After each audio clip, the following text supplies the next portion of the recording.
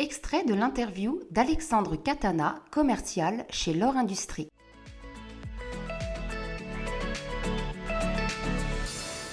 Quel est votre parcours scolaire? Il n'est pas standard. Mon parcours scolaire, je vais être franc, j'ai beaucoup de diplômes parce que je ne savais pas ce que je voulais faire. Donc j'ai diplôme d'informatique, j'ai gestion du risque, j'ai école de commerce et je me suis arrêté là. À l'école de commerce, je fais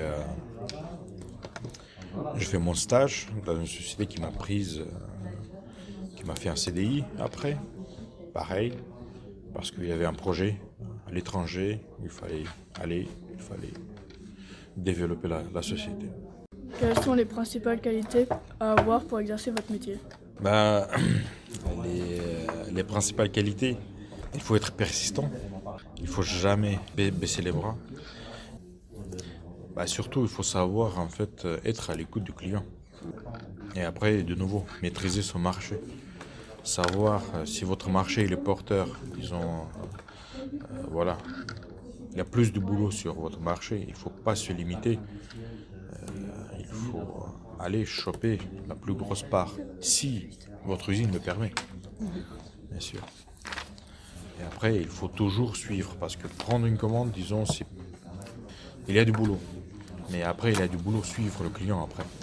Parce que quand vous prenez une commande et vous avez livré le produit, c'est un partenaire. Donc il faut soigner ses clients. Portez-vous une tenue professionnelle particulière? Si oui, laquelle et pourquoi? Chez L'Or, on est plus à l'ancienne, donc plus costard, mais quand même chemise, pantalon.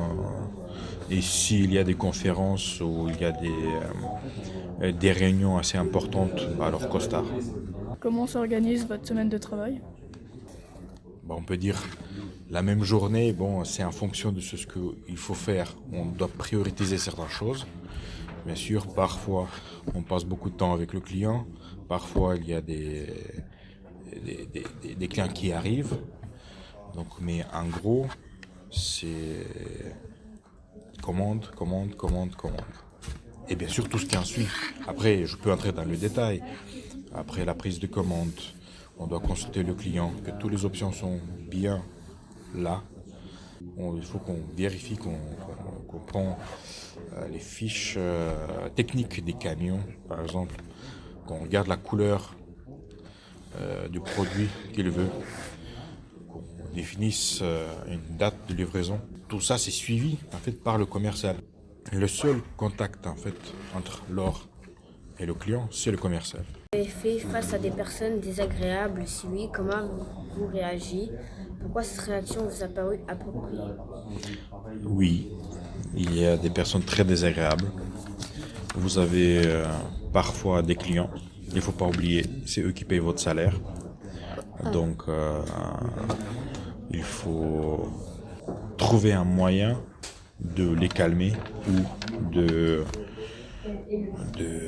régler la chose diplomatiquement. Et ça, c'est une catégorie, donc les clients. Mais il ne faut pas oublier, ils sont importants, les clients. Vous ne pouvez pas juste leur dire écoute, va voir ailleurs, laisse-moi tranquille. Non. Et deuxième catégorie, c'est la concurrence. Parfois, elles peuvent être très désagréables. Mais pareil, il faut rester professionnel. Comment avez-vous fait pour poser des limites entre vos vies privées et vos vies professionnelles? Parfois, c'est très dur. Très dur. Chez moi, il n'y a pas de limite. Pas vraiment. J'essaye. C'est plutôt le week-end que je réfléchis pas au boulot. Mais autrement, avec certains clients, oui, je réponds après le boulot.